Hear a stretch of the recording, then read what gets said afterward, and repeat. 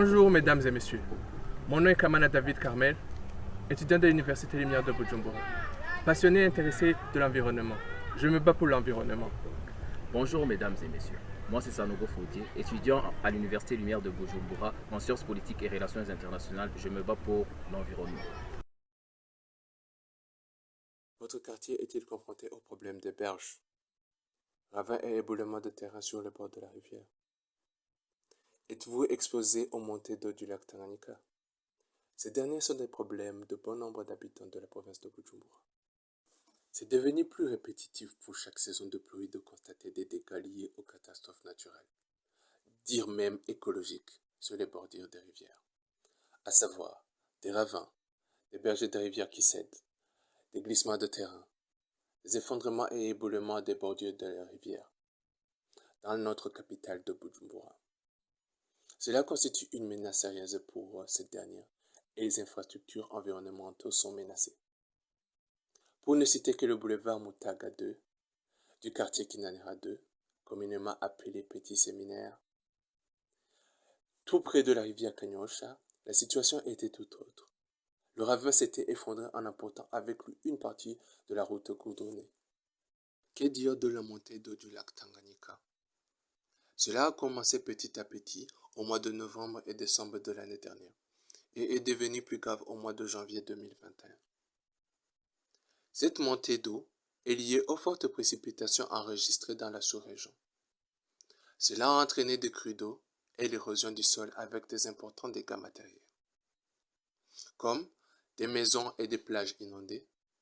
Plusieurs habitants ont été forcés de quitter leur domicile. Les catastrophes ont conduit au déplacement de plus de 25 000 personnes. Avec dans certaines localités de Bujumbura, comme Gatumba, les enfants doivent utiliser des pirogues pour aller à l'école. D'autres n'y vont plus parce que leurs matériaux scolaires ont été détruits par ces inondations, sans parler des écoles inondées.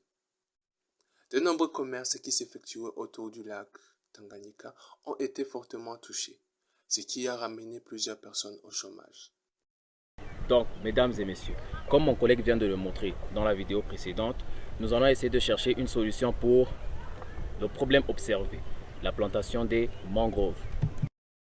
Qu'est-ce qu'une mangrove? C'est un écosystème complexe, composé de végétaux principalement ligneux, qui se développe dans la zone des balancements des marées sur les côtes basses des régions tropicales, rivières, lacs. Les principales espèces végétales que l'on trouve dans la mangrove sont les palétuviers capables de pousser même dans les zones interdinales de balancement des marées. Quelle est l'utilité de la mangrove? Elle remplit de nombreuses fonctions alimentaires, économiques, culturelles, médicinales, écologiques et celles de l'habitat. C'est un écosystème vital pour de nombreuses espèces de poissons, de mollusques, de crustacés, de primates, d'oiseaux d'eau ainsi que la population riveraine qui vivent aux dépens de ces ressources, sans compter la protection qu'elle leur procure vis-à-vis des différents phénomènes environnementaux aux effets pervers. Inondations, éboulement des parois des rivières, création des brèches, fluctuations climatiques. La mangrove fournit un certain nombre de services.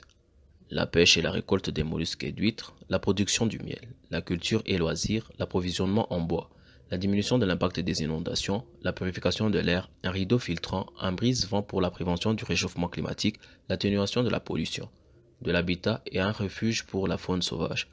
Comment faire pour avoir ces mangroves? Planter des palétuviers. Les palétuviers sont des arbres ou arbustes tropicaux appartenant à diverses espèces d'angiospermes capables de prospérer le long des rivages marins dans la zone de balancement des marées.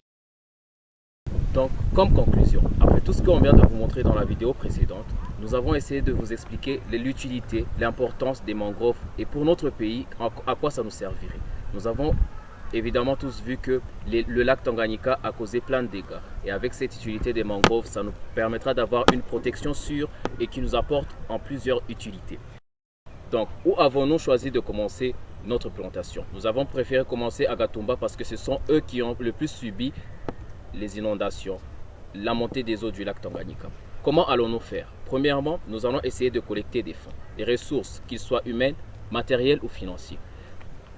Par où allons-nous passer? Nous allons commencer directement par le ministère de l'Environnement, mais aussi sensibiliser les populations. Pour un environnement qui change, il n'y a pas plus grand risque que de rester immobile. Lèvons-nous, travaillons ensemble pour un environnement plus sain. Ensemble, battons-nous pour un environnement plus sain. Peace, freedom.